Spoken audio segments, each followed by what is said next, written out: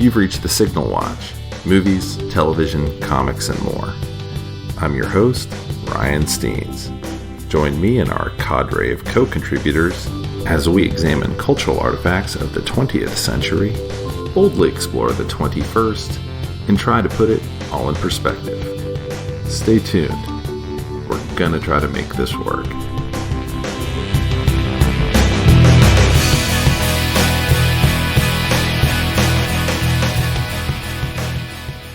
Hey everybody, and welcome back to the Signal Watch. As always, I'm your host, Ryan Steens, and with me today I have Jamie Steens and Laura Maxwell Scott. Hi, friends.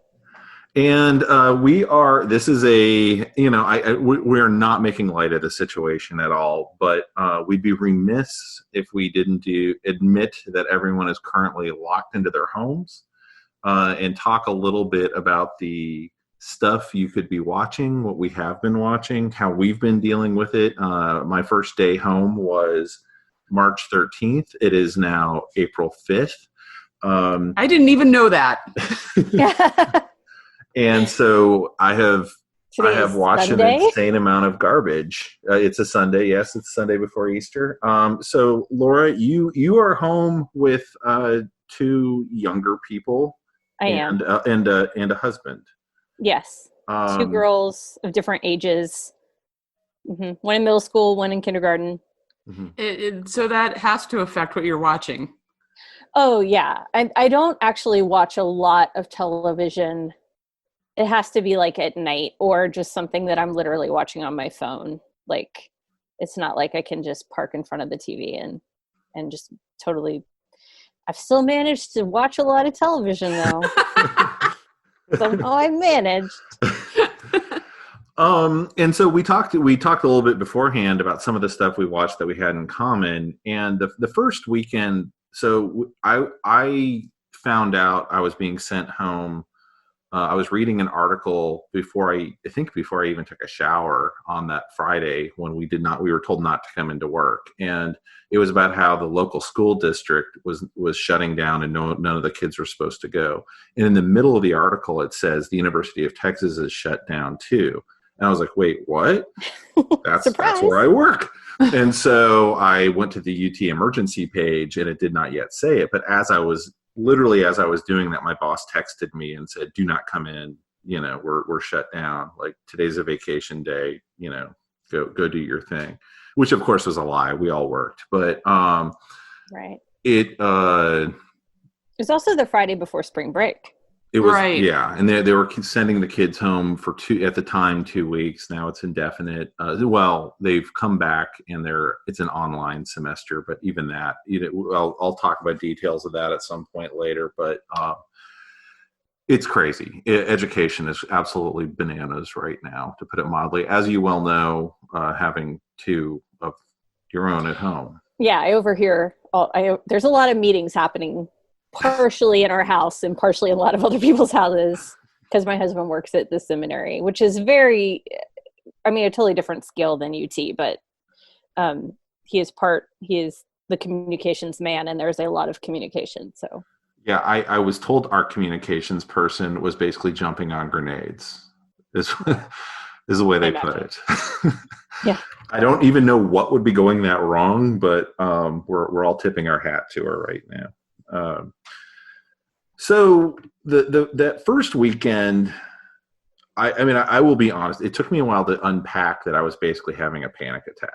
Like, I didn't really realize that's what was happening until a few days later, because whenever my panic attacks go away, I have this series of I can feel the energy just draining out of me, and it started happening. I was like, oh, I've been having a panic attack. Because I just was laying on the couch, just staring into space when I wasn't working. Working was keeping me going. Yeah. But Jamie's, I don't even know how you heard about it. Well, I had heard it being discussed online. Love is Blind, just the Netflix. The Netflix series, just here and there. And there was even a discarded SNL skit that they did that was on YouTube. But it was my sister-in-law who never, ever watches these things. Right. never watches shows like this. She said, you have to watch this show.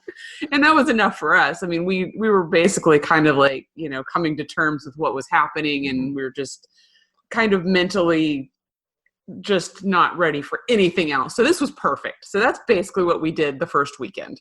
Mm-hmm. Great. I actually watched this pre-quarantine. Oh. But So I think no it's excuse. I know.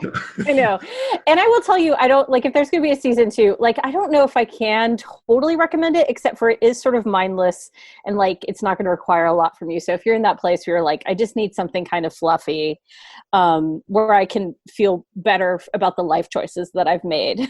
Right. Yeah. And you don't even have to it doesn't require your full attention. Right. Like, you could have a laptop open and, You just let those beautiful dum-dums go.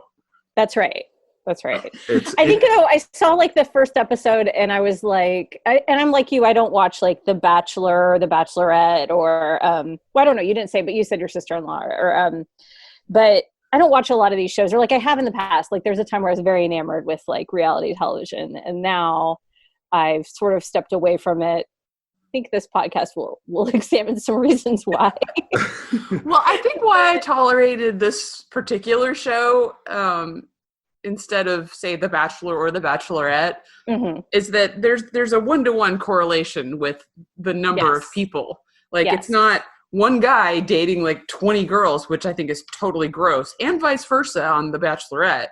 Right. I just think that and even the little bit that there is with Barnett, there's this guy Barnett that like suddenly there's this like love triangle over, and you're like, this guy is not some prize, and like all the women are kind of being like the worst stereotypes of how women can be in that situation. Yeah. Like, oh, and you're like, but why? And like, you guys should all just be friends, and nobody should go for that dude. And I honestly, I turned to Jamie during that, and I mean, I don't watch these shows, and as has been well documented in the high school movie podcast, I just am not usually into people's personal drama a whole lot.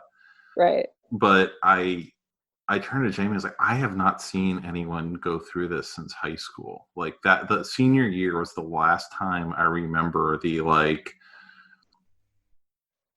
there's the alpha dude and kind of someone angling and like totally aware that guy's dating somebody. And anyway, it was weird to watch adults do it.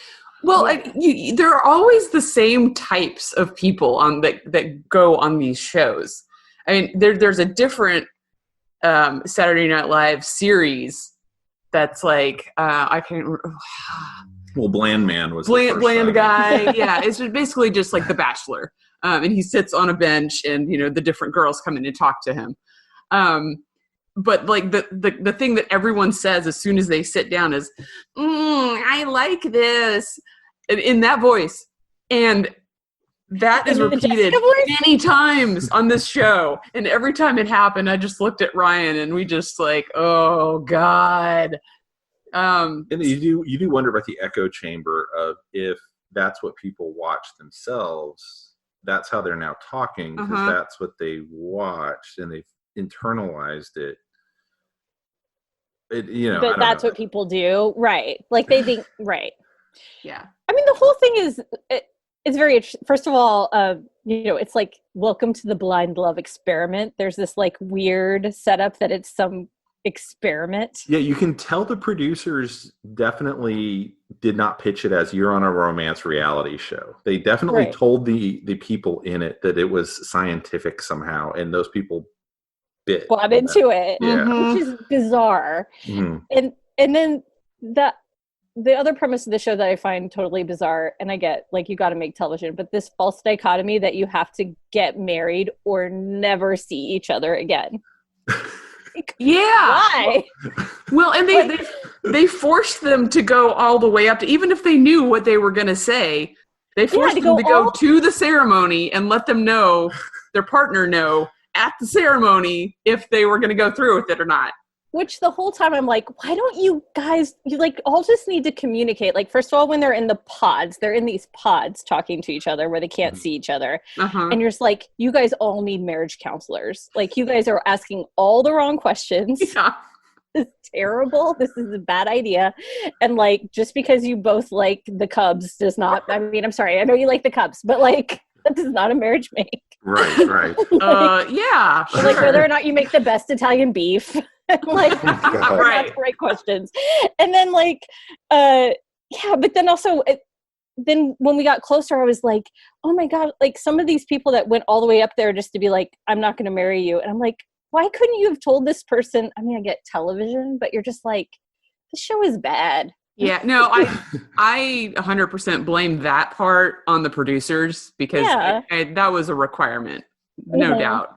Well, I also wondered, like, okay, so one of the things about the show, it is only with the post-mortem or whatever they call it.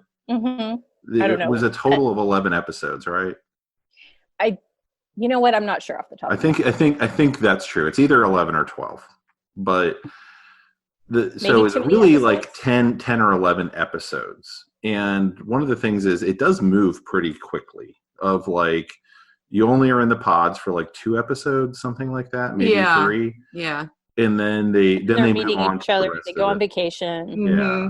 Yeah. And then they throw them into, domestic situations, right. And they have to meet the families, and so it did move relatively quickly, and for that I give them credit. Because at least it kept me, because that's the thing with those shows is I never get is you're just looking at people in the same rented mansion doing the same stuff over and over, and you're on season 25. How are you still watching this? Is something I always. But I assume, and you know a lot more about how TV is produced than I do, that they probably just separated those couples for like 2 days before the wedding, and then were like, do you really want to marry her? Is that really what you want to do? Maybe that's not what you want to do, because they got in their heads. How hard would it be to get in any of those people's heads? Probably. I mean, they're really separated. They only got their phones back like in the third half of their shooting. They also shot this like a year ago, so I'm not sure how they protected all those storylines. But I will say reality television is not my wheelhouse, so but it would not surprise me. Like, I'm sure there's people whispering in other people's ears. There's like a whole really awkward argument that goes down because one of the people participating is bi and waits to tell his fiance until after they're engaged, and just the whole thing goes as terribly as it could possibly go, which I have to think they were probably set up for that, unfortunately. And it's just really unfortunate. Yeah, wait to tell her till you've sealed the deal, man. No. By the way, like you have that factoid about early me on as possible, which is part of the thing about the whole show where you're just like, why aren't you having these conversations sooner? Like whether it's money or whatever. Like, yeah. I don't want to. I mean, people's credit is what people's credit is, but the like well into it in the conversation then about the one woman's credit rating and the guy realizing, I'm about to marry a very bad credit risk. Well, and then they're one of the 2 couples that actually got married. Yeah, but almost divorced in the first year, unsurprisingly. But then they were still married. I could not believe they were still married. I will say that particular couple, like, again, I was very clear about how I just felt about him. He sort of started to win me over by at least like being, I don't know, like true to himself or whatever. And then they came back for their union and I'm like, no. Honestly, that guy, I kept getting the vibe from him. And especially after looking at who he married, who we have nicknamed Tank Girl because she worked on Tank. That was her defining characteristic. Can we talk? Formerly when she did have a job.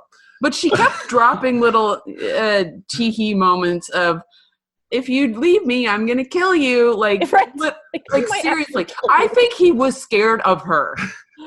Yeah. I think she was crazy enough that he was literally scared of her. Okay, I'm just going to say that's Barnett and Amber. I'm going to spoil that. Yeah. But let's talk a little bit about their jobs because that just cracked me up. Like whenever they would talk, it would say like what their job is underneath and is like content creator, scientist. Well, that's how I got the show spoiled for me. Was I looked up, I was like, what the hell is a content creator? Like I just could not. figure it out. And I was like, it sounds like she's making social media stuff, but I don't know. So I looked her up, and there was this huge picture. Like you said, it had been a year since they filmed it.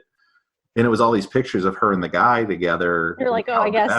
And I was like, oh, well, okay. That's the one couple I actually like.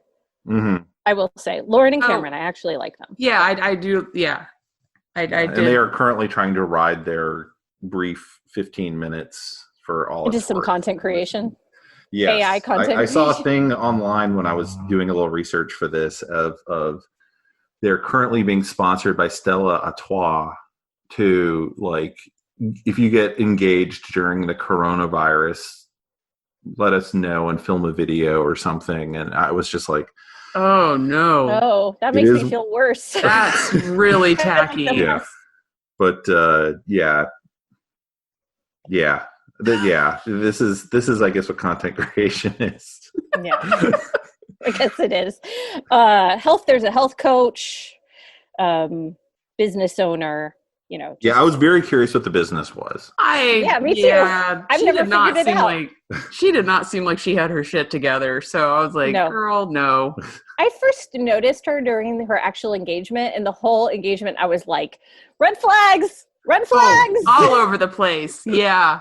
She was a nightmare. Yeah. Do you guys want to talk any more about Jessica? Are we done? Or Jessica. Yeah, that's what we called her. Jessica, because that's how she said her own name.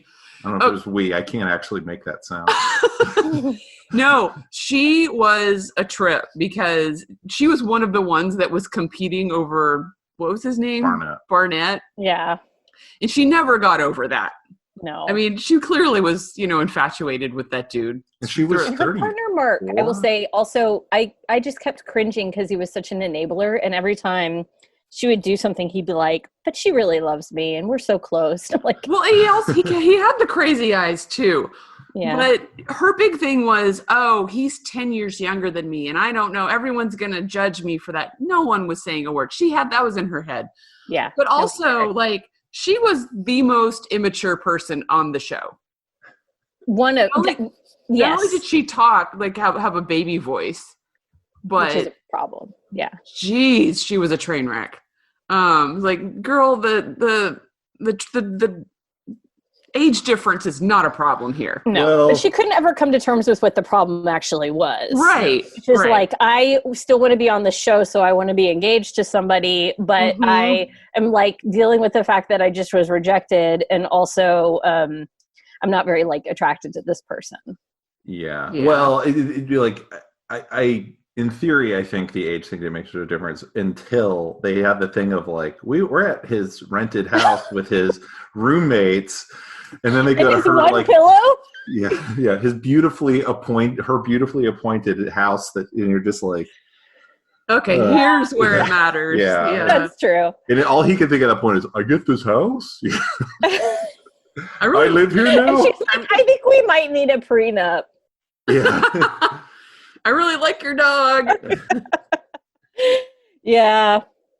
It was rough going. But I mean it was 11, it was less than 11 hours all told. We blew through it in I think 4 days. Oh yeah, we were done by Monday. Yeah. Yeah. I mean, again, it was one of those things that once I started it, I was like, oh, this is terrible, and I'm definitely going to see it through to the end of it. I'm definitely watching this entire season. Yeah. And then we'll see. I don't know that I'll do another season. Yeah. I don't know. It depends on how long we're quarantined. I would genuinely just watch a show about what's up with Jessica now. She clearly went through something between whenever they taped it and whenever they came back for the reunion. Possibly watching the show. Well, watching the show, she was contrite. Yeah. She clearly realized how bad she was going to look, and she does have a career. And now, and I think it was in sales. And I'm like, I hope you can pivot and do something where you're not public facing now, because everyone you walk into, you Google people you're about to meet with all the time, and that's what's going to be what comes up. And it'll be like, oh, that was her. Right. As she goes to go sell whatever she said, I think it's software or something, but that's so make good decisions as you're thinking about being on a reality show, my friends. Yeah. That stuff is going to Make good follow choices you. could really be the theme of this entire Speaking of, the other big show out there right now is I almost said Lion King, which would have been amazing. That's But, another good one, yeah. But has been Tiger King, which Hey, is on Netflix. It's on Netflix. Netflix. Yeah. So I will be honest. I watched half of the first episode and said, I can't watch this. These people, I mean, I kind of know the people are terrible, but really I was just getting sick to my stomach watching the animals and knowing, like, they'll get into that more later, but it's like, I kind of get what's happening and this is really messed up. And Yeah, I was on the same page that first time. I was not comfortable with what was happening. Which, I mean, you're not supposed to be. Right. I mean, No. But I wasn't in the mood to watch it that night, Yeah. for sure. Yeah. Right. It's like the world is currently on fire. Like, and I get that people find this guy wacky, and the show is going to get crazier and crazier. But I can't ignore the 227 tigers that apparently live in small cages somewhere in rural Oklahoma. They're not their natural habitat. So yeah, it was, and then I heard, it gets really crazy, and I heard a few things. And Jamie and I agreed we were going to watch a couple more episodes. So we watched episodes 1, 2, and 3. And then someone who'd watched it all the way through said, it gets really bad after that. And I think it was Laura. Oh, it might have been you. It might have been me on Facebook. Yeah, Yeah. you said that the third episode. For you, because I was like, I think I was like, somebody told me to watch it, and I think I said something, and I think you wrote me and were like, P.S. that show is super depressing, and I hadn't started it yet. Mm-hmm. And then I think I wrote you back and was like, episode 2, there's sex cults. Oh yeah, that's when I was back in. And like some of your neighbors had like given you the hard sell to keep watching, and then I was like, oh no. I mean, the first thing I'll say is, like, I think it's totally fine for a lot of people I know. They have no interest in watching that show, and I think that is a-okay, and I'm not going to try and sell anybody on the show. And like, some people have different levels of tolerance for like any sort of hint of animal cruelty at all, and like, that's totally fair. And then the other thing I would say is, if you haven't watched the show, my personal recommendation is maybe watch episode 1, 2, and 3, which is where you guys are at, and then stop, because it gets really depressing. Yeah. Dark. In like a way that I didn't need to be like feeling. Right. And that's kind of my thing of not, I'd heard a little bit. So some of my library pals were tracking with it, and they were also the ones who were kind of like Tiger King. And then they came back and were like, whoa, that it gets really weird when this happens. And I was like, yeah, I think I'm going to not finish this show. I think I'm good. Yeah. It is interesting. There's no doubt. Episodes 1, 2, and 3. It does kind of have that vibe of a podcast, where true crime podcast, where you're getting the different kind of cliffhangers. Like, what was the popular NPR one? Well, there's S-Town. Yeah, like S-Town or Serial or something. Or Serial, like that. Right? It definitely has that kind of vibe, and I understand it originally came out of both this guy making a documentary, and apparently there is a podcast out there that predates this. Right. And there's an article. I mean, there's a lot of information out there about the story, I think. Yeah. But I have learned that 1,000 memes. Go ahead. Yeah, the only thing I have learned, and I think this is the point of the series, is that if you own big cats, you are a specific kind of person, and that person is a garbage person. All of them. They're all garbage people. Well, okay, so I do appreciate Carol's, like, I gotta just say, like, hey, all you cool cats and kittens, because I feel like if I don't say that, what are we even doing here? But yeah, I mean, like, all of the people, like, Joe Exotic was like an abused person. Like, he's faced, like, he's grown up homosexual in a place that, like, there's a lot of hatred for homosexuals, and then there's like Carol, like, also had like her share of abuse. Like, all these people are like abused people who are then in turn abusing other people and animals, and like, and then there's the dude who's the sex cult leader, Doc Antle. And you're just like, oh, it's a sex cult. like with tigers. Yeah. Yes. And it always seems like the least likely people seem to be running sex cults. That's the thing I can never get. I mean, because you can see, like, okay, if it's like Tom Cruise decides he's going to start a sex cult, you're kind of like, yeah, okay, I can see that. But he's not exactly the most handsome devil. No, but they're all like, I mean, there's this whole thing that I think the show maybe is trumping up that, like, I don't know how, I don't know how accurate it is, but the whole idea that like Carol killed her ex-husband is like a thing. And then Joe Exotic's into polygamy. Yeah. It's just a lot. Joe Exotic, honestly, I didn't think it was all that weird. Like, it was like he had a throuple, which you hear about. It happens. No, and it looks different. Life choices are different. There's certain choices, like the fact of who he couples with, and that they're all on a pretty constant supply of meth. Yeah. You're like, those are the life choices that I'm a little bit more like, yes. Okay. He mostly disturbed me with all the guns. Yes. And the nightly threatening of like his internet show where he threatens a woman's life every day. Have you not been watching my podcast? My video cast? Every night I get on. Dozens and dozens of people listening. Threaten the lives of someone across the continent. Yeah. I mean, it's yeah, and he's managed to surround himself, have his own cult in a way of people who are all kind of supporting whatever the hell was going on with him, and the enabling guy who was the ex-hard copy producer, and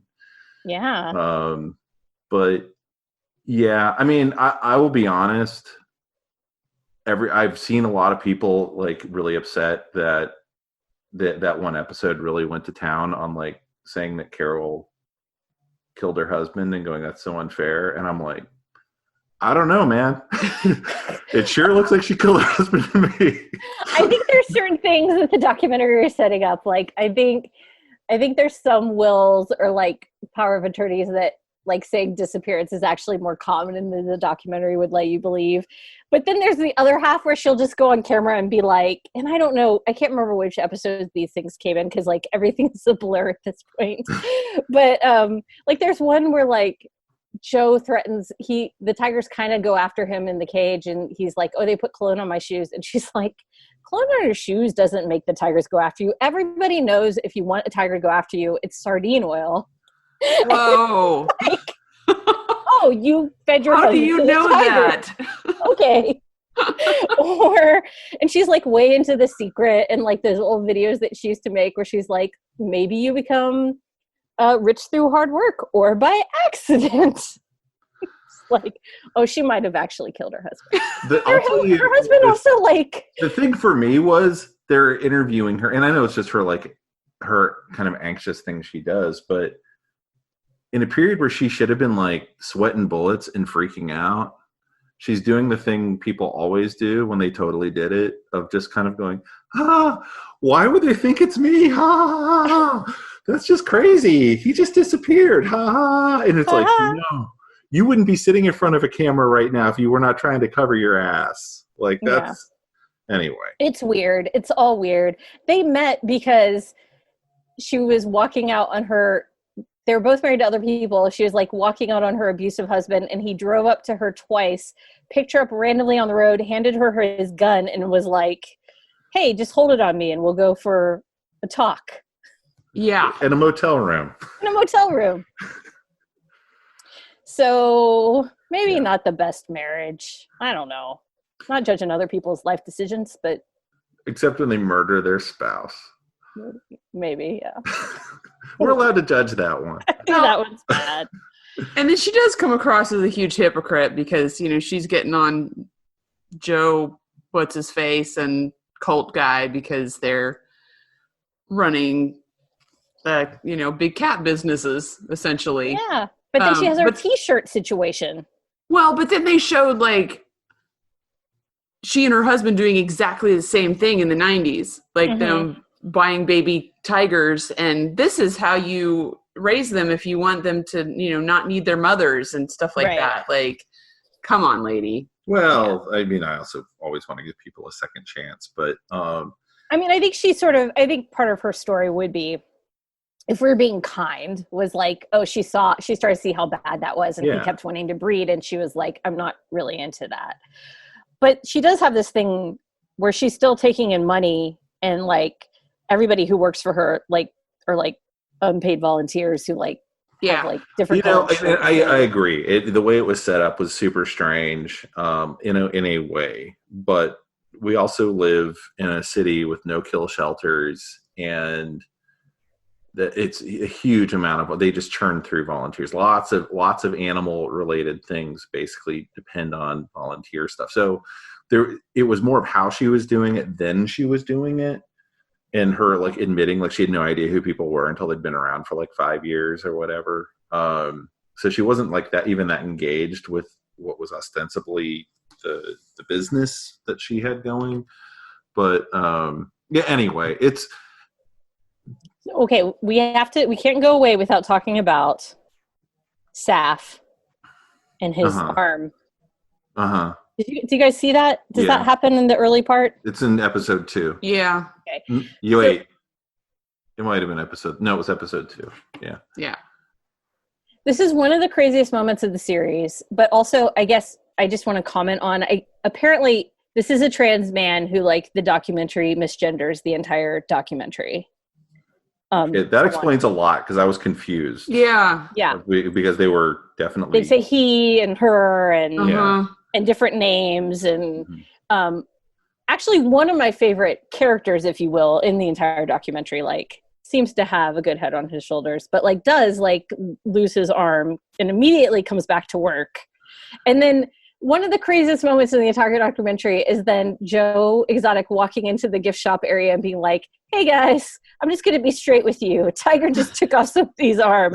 Yeah, you can have your money back, or you can have a rain check. Actually, I'm giving you all rain checks. And then taking a few steps and being like, I'm never going to financially recover from it. Yeah. Like, just get that far. Just see that much. Also, his lip syncing, his albums in quotations that he's clearly like lip syncing, but seems to actually believe is him. He has a very interesting relationship with the truth. Wasn't there also a music video that Carol produced? Oh, they showed one of like some lady singing on a like deck at her tiger sanctuary. I wanted to look that up because man, it was amazing. Yeah. There's a lot of amazement. Yeah. It is they all kind of have these like, I want to be a multimedia star thanks to it. And that's really at the end of the day. I mean, they sum it up, I think, in the first or second episode, where they just basically say anyone who wants, you'll notice the thing about all these people who say they're in it for the animals is they're in it for having their picture taken with the animals. Right. And that, at the end of the day, is really the key to kind of everything else that I saw, kind of getting unlocked of whatever they're getting out of this. It has very little to do with actually giving a crap about the 227 tigers or whatever they've got. It has a lot more to do with, and I think it's an interesting leap from Love is Blind and, willing to believe you're part of an experiment instead of a reality TV show. So you can be on TV and you can be modestly famous. Anyway, it's a interesting couple of shows that have kind of taken off on Netflix. Oh, we have to talk about one more thing, and that's the Walmart meat truck. Oh, Walmart Meat Truck, by the way, is the name of my new punk band. It's a good name. Write it down. Don't forget. What is that? That is how Joe Exotic feeds his tigers, and it's expired meat from Walmart, but it's also how the people that work for him feed themselves. Yes. And okay. I'm sorry. We did get to that part. Yeah. I think you missed this, but eventually they put like a pizzeria in that zoo, and the meat on the pizzas comes from the meat truck. No! That they're selling? Yes. Gross! Totally gross. I'm sorry. I just have to acknowledge Oh my God. I feel like I'm yelling into this. No. Like, need drugs. Yeah. I mean, as a general rule, I don't recommend stopping at roadside animal attractions.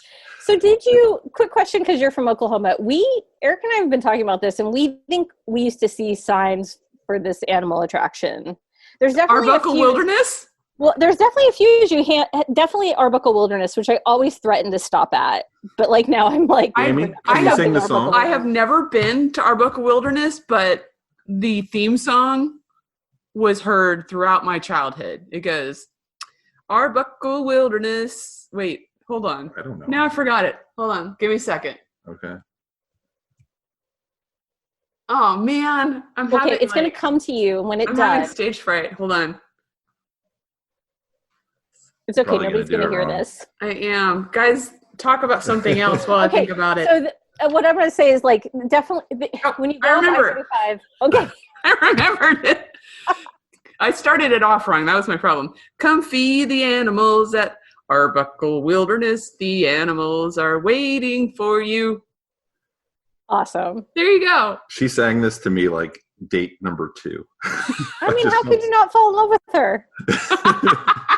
That's amazing. And yet, I've still never been because I never wanted to go. But I know. Well, every time you're driving up I-35 to like go to Oklahoma City from Texas, and so there's the Arbuckle Wilderness, but then there's also these little road signs that are like Purcell, like family entertainment, and I swear like one of those signs is like GW Wilderness, and I'm like, I swear we saw one of those signs. It makes sense. Yeah, I don't know. I mean, we never went. Yeah, we were west of that. We're not straight up I-35. So we, I guess, missed a lot of that. But I never heard the Arbuckle Wilderness song, and I'm really glad I've heard it now. Well, now you have. That's true. And I'm still probably never going to go, but now You shouldn't. Yeah, you basically just drive through, and they give you like animal feed, and they encourage like the animals to come. There's one of those south of Austin. Yeah, eat out of your hand, basically. Yeah, which is all fun and games. So you got a giraffe in your Honda, right? So, right. But yeah, I mean, I think there's different levels. It's really the tagline for this podcast. Like the Austin Zoo is Austin growing up was always very strange because we didn't have a zoo. And then when I was like in my late 20s or the early 30s, they opened a zoo here, and it basically is just to recover. It's a place where animals can go after they've been owned by, crazy people who decided they needed a grizzly bear or whatever. Right. And then realized, oh, I can't take care of a grizzly bear. And so there's a fine line between them actually existing and being that zoo, because they've had their own share of, little run-ins with publicity. Right. But yeah, it's, you're not supposed to own a tiger at the end of the day. I can't. We cannot say this enough, people. Right. Don't do meth. Yeah. Do not own Dogs, a cats, tiger. gerbils, all fine. Get a goldfish. But yeah, the weird thing of deciding, and I can understand if you can pivot in your head the way Carol apparently did, of like, well, I'm going to actually save these animals. And that's essentially what she turned herself into. But yeah, I mean, when Joe Exotic gets shut down, I haven't made it to the end of the documentary. I don't know what happens to those 200 tigers. It's not like there's 200 families who are going to go to the pound and go adopt tigers. Well, they did talk about, I think, in the second episode about the incident, and was it Ohio? Yeah, where, I remember that. Yeah, someone had a similar big cat sanctuary or something. Or just in his backyard. In his backyard. And then they all got loose, and then the cops came and basically just shot them all. Yeah. I will spoil it for you a little bit and say that's not what happens here to that degree. But, like, there's definitely some awful things that happen. Right. So. That's why I'll read an article about it. To people, awful things happen. To people, awful things happen. To animals, it's all awful. And I know Joe ends up in jail. They start off there. Yeah. That is the first minute of the the documentary. So you have a little bit of knowing, at least he's kind of paying. I even know why he ended up in jail. So Yeah.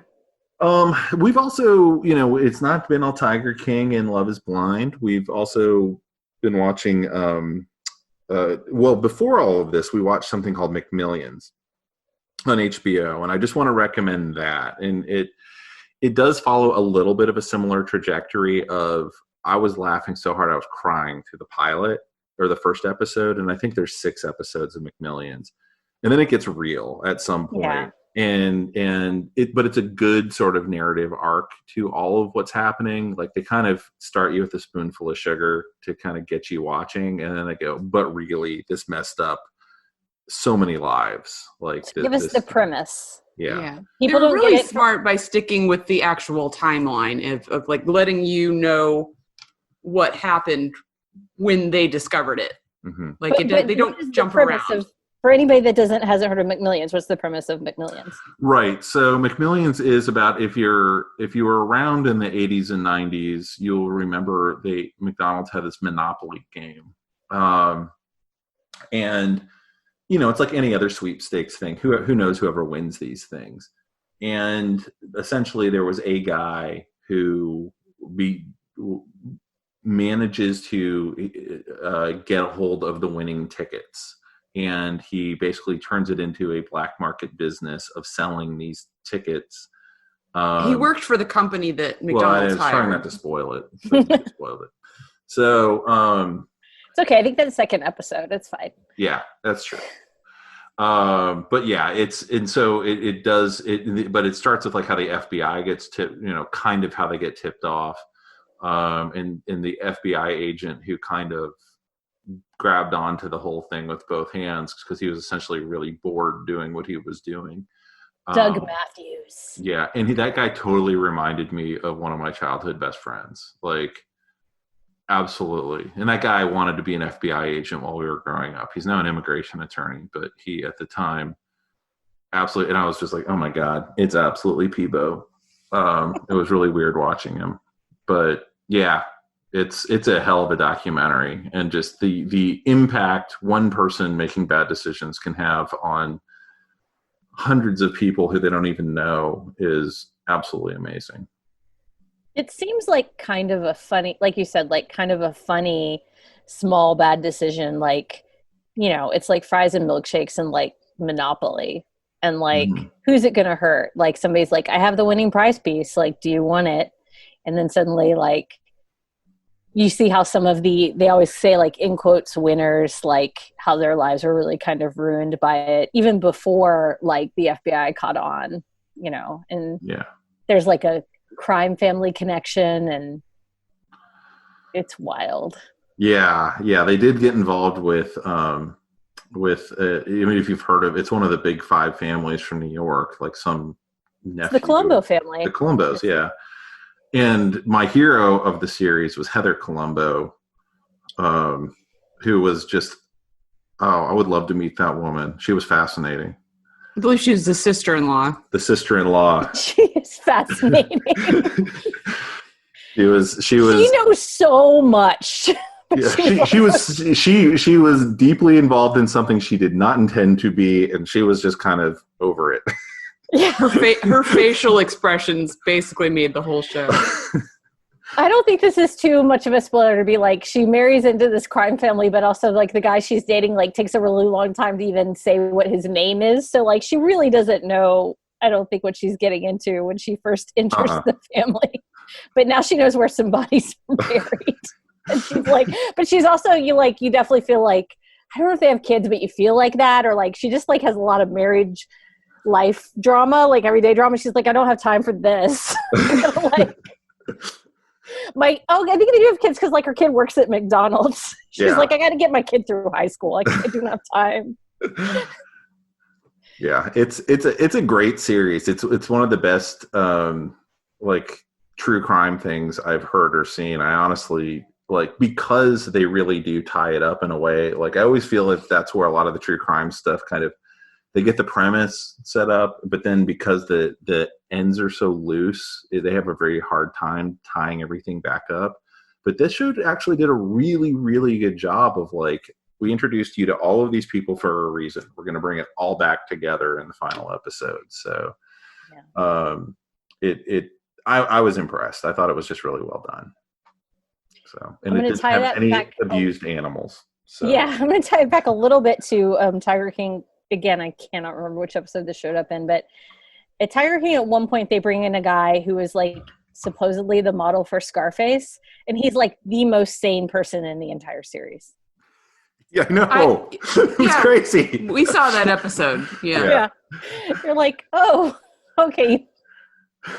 Good to know what level we're working at there.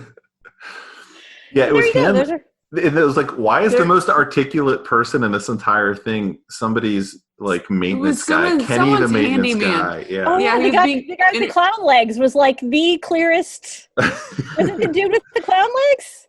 He doesn't have legs anymore, but he has like I know who you're talking about. Oh yeah, that guy. Yeah. There also was another maintenance guy who's pretty articulate. Yeah. But anyway, it's so we watched those things. And then of course Picard wrapped up on CBS. So we're Star Trek people. So we watched Picard, which I understand. It seems like the more hardcore of a Star Trek fan you were, the less you liked Picard. Not being a like super hardcore Star Trek person, I really liked Picard. I watched The Next Generation, and that's the only series that I've watched. I understand. Eric is watching Picard. I have not started it yet, but I do want to see it.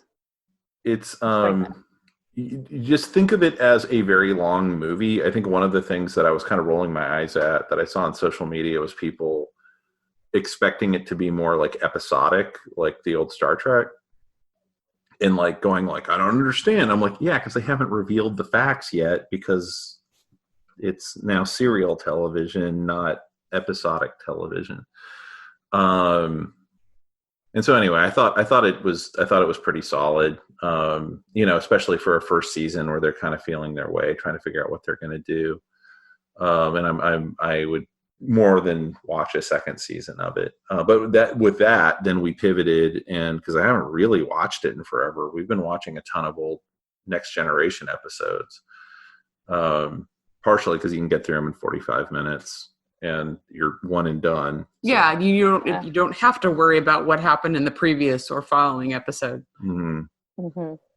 But yeah, we started with kind of like a master list from one of my big Trek, Stuart, one of my big Trek fan friends, and of like, oh, well, they're talking about this, this, and this, so you really want to watch like these 10 episodes because they all kind of touch on these, thematically on these things. So. But then I started just watching episodes in between because I hadn't either seen them or it'd been a long time and I remembered liking them. So now we're just plowing through, I think, the whole 6th season at this point. So, and then we've been watching. So back before Christmas, I got the Criterion put out for their 1000th release. The numbered releases are a really big deal with like the hardcore Criterion fans. And this was the 1000th release. And they put out a collection of all of the 1954 to 1975 era Godzilla movies, which is called the Showa era. And some of them I'd seen, some of them I hadn't, or I hadn't seen them since I was a little kid. And so we've already watched like 4 of those movies because you can blow through them in like 90 minutes. And it's pretty light at the end of a long work day to I get it. You're watching Man in Suit fighting Man in Suit, and that's all you really need. So I watched Contagion the other night. I do not recommend that, but I watched Onward this morning, and I do recommend that. It's going to make you cry, but it was good. We will get to that, and that's one that I don't think I would have actually paid money for. Right. But since now it's on Disney Plus, and now it's free, so sure, why not? Sure. It's actually much better than I anticipated it would be based on just the previews. So I will pivot from that. Also on Disney Plus, we watched oh God, I've already forgotten. Timmy Failure, Mistakes Were Made. Oh, I will check that out. Excellent. It's really good. Yeah. I've also seen all the Descendants movies like 5 times. I don't necessarily recommend that. But that is what my kindergartner is sort of like currently cycling on when she gets screen time. Yeah.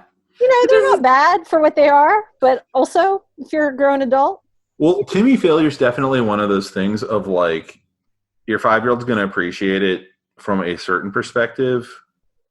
It's kind of like watching the old Batman. Like, Right. you know, as an adult, this is funny, but like, and you know why, but like as a kid, you're just taking it seriously. And I think Timmy Failure is a bit like that. Like, All right. It's definitely a kid's movie, but I enjoyed it as a, 40 plus with grown no kids, adult with no kids. It's funny. Awesome. But yeah, what else have you been watching? No, that's pretty much it. I mean, I think I literally have gone through everything. All the Descendants movies, Contagion, Onward. Is that the Gwyneth Paltrow movie? Yes, but she's she's in it for like, a minute before she dies. Sorry. Oh, I have seen that. I forgot. Okay. Kate Winslet's in it. Oh my God, I've seen that. Yeah. But it's not the time. No, it's okay. Yeah, I wasn't going to like put in Outbreak now either, so. Yeah, you can skip that probably.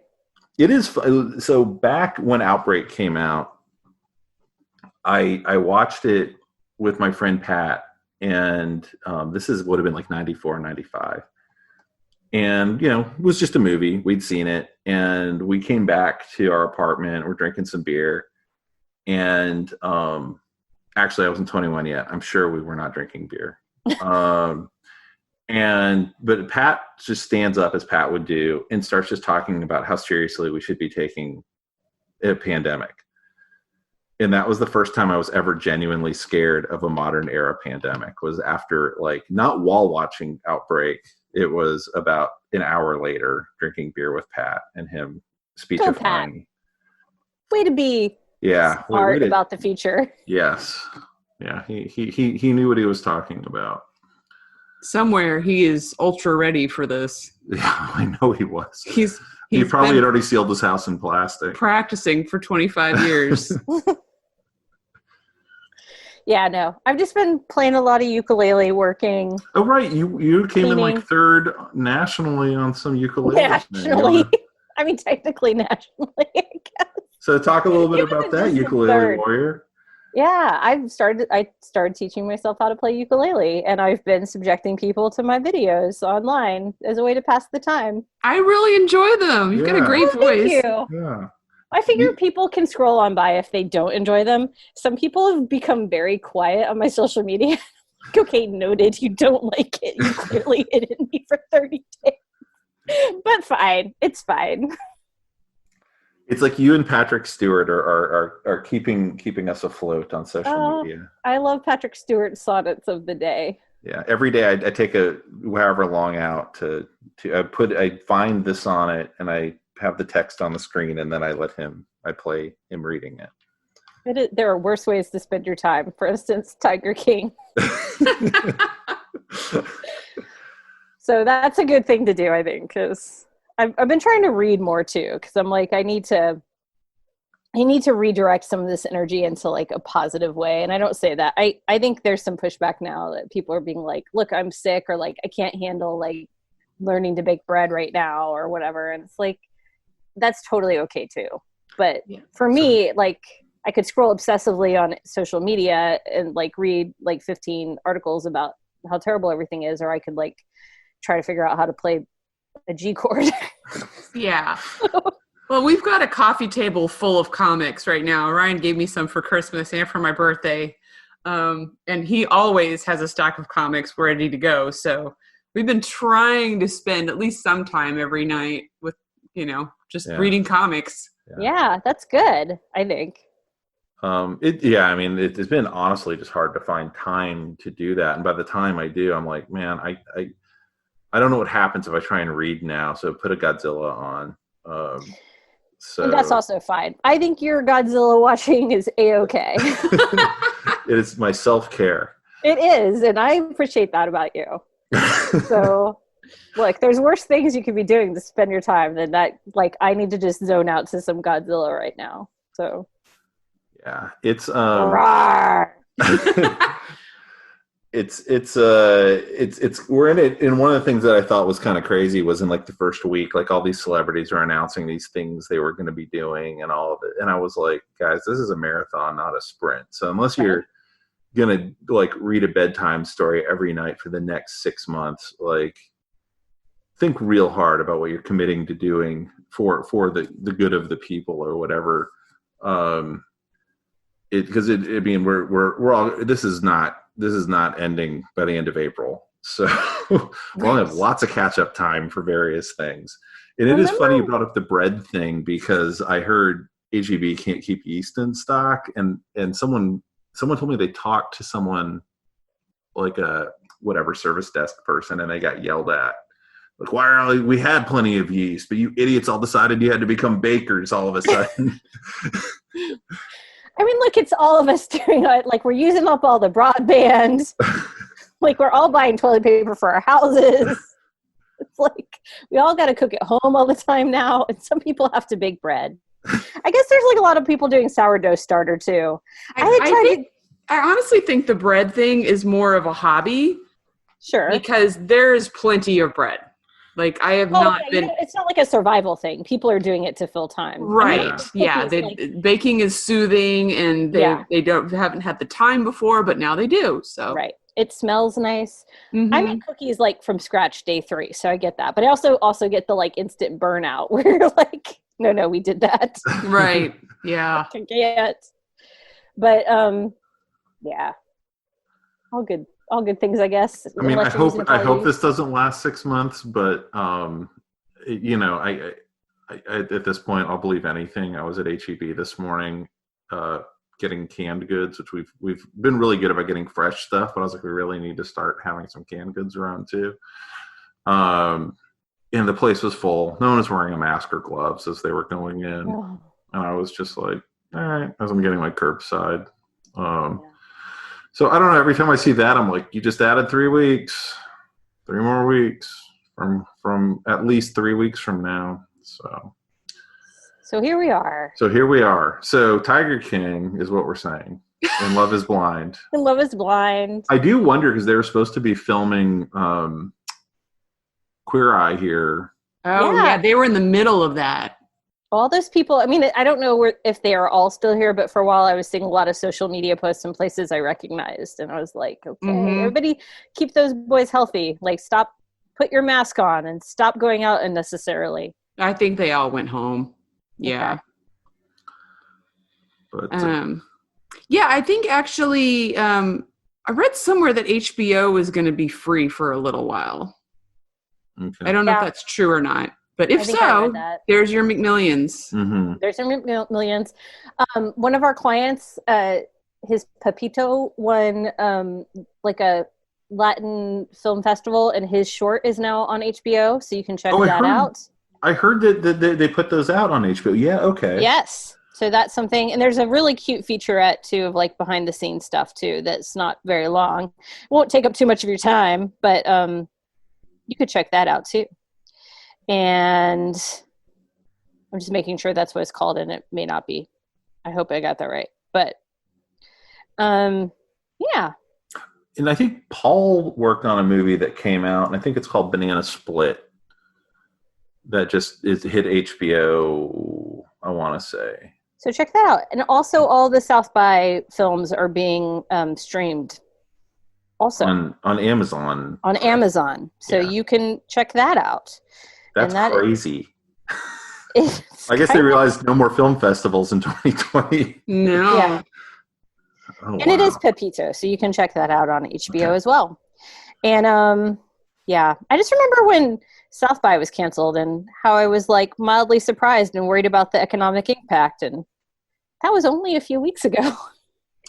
And everyone was talking about how it was totally unnecessary. We would be New York. I mean, New York is not obviously in a good place right now, and that's I'm grateful to the city leadership here to have. It was the right call. It was absolutely the right call, and And, of course, New Orleans is in a bad position too now, and they had Mardi Gras and stuff. And I mean, we could just turn this into, let's talk about the decisions the government is making about. Yeah. But let's not.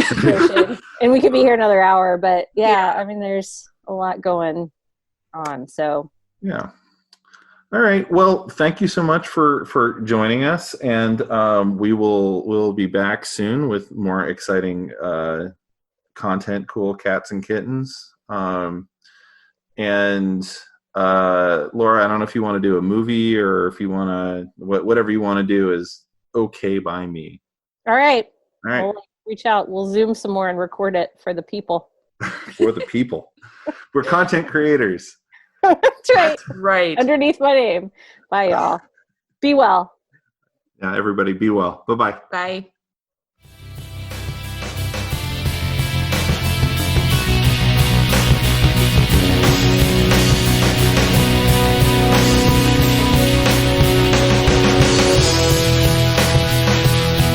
That about wraps it up for this edition of The Signal Watch, a production of the League of Melbotus. Thanks for sticking with us. If you enjoyed this podcast, we invite you to drop on by the Signal Watch blog, where you'll find write-ups of a wide variety of movies and more. You can drop comments on this podcast and let us know what you think. We do have a Signal Watch Patreon, and if you're so moved, we'd most certainly appreciate your support. We'll be back soon with more exceedingly high-quality content. So, until next time, God damn it, babies. You've got to be kind.